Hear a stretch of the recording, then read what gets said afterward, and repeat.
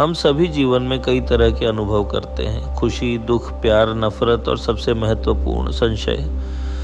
आज हम बात करेंगे कुछ ऐसे विचारों की जो सदियों से मानव जीवन का मार्गदर्शन करते आए हैं। ये विचार हमें जीवन की गहराइयों से जोड़ते हैं और हमें समझने में मदद करते हैं कि हम कौन हैं और हम कहाँ जा रहे हैं।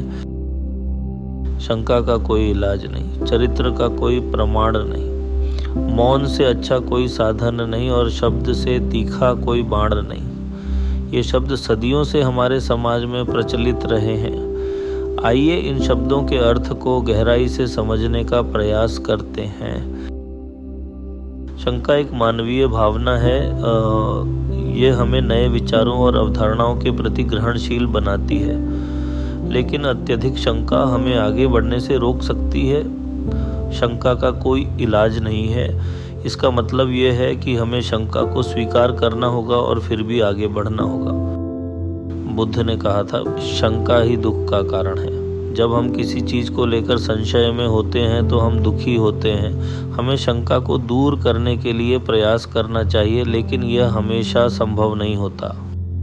चरित्र एक व्यक्ति का वह गुण है जो उसके व्यवहार से परिलक्षित होता है। हम किसी के चरित्र का आकलन उसके कार्यों के आधार पर करते हैं, लेकिन चरित्र हमेशा स्पष्ट नहीं होता। कई बार लोग अपने असली स्वरूप को छिपा लेते हैं, इसलिए चरित्र का कोई प्रमाण नहीं होता है। यह कहना कि चरित्र का कोई प्रमाण नहीं है, इसका मतलब यह नहीं है कि चरित्र महत्वपूर्ण नहीं है, बल्कि इसका मतलब यह है कि हमें लोगों के चरित्र का आकलन करते समय सावधान रहना चाहिए और जल्दबाजी में निर्णय नहीं लेना चाहिए। मौन एक शक्तिशाली उपकरण है। यह हमें अपने विचारों को एकत्रित करने और आत्मनिरीक्षण करने का अवसर देता है। मौन से अच्छा कोई साधन नहीं है। इसका मतलब है कि हमें अनावश्यक बातें करने से बचना चाहिए और अधिक सुनना चाहिए। जब हम दूसरों को सुनते हैं तो हम उनके दृष्टिकोण को समझने में सक्षम होते हैं और इससे हमारे रिश्ते मजबूत होते हैं। शब्दों का हमारे जीवन पर गहरा प्रभाव पड़ता है। एक शब्द किसी को खुश कर सकता है या दुखी कर सकता है। शब्द से तीखा कोई बाण नहीं है। इसका मतलब है कि हमें अपने शब्दों का सावधानी पूर्वक चयन करना चाहिए और किसी को ठेस पहुंचाने वाले शब्दों का उपयोग नहीं करना चाहिए।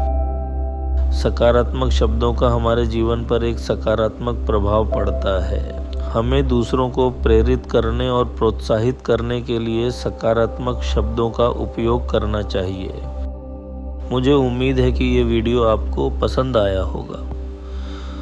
अगर आपको ये वीडियो पसंद आया हो तो इसे लाइक और शेयर करना न भूलें और हमारे चैनल को सब्सक्राइब करना भी न भूलें।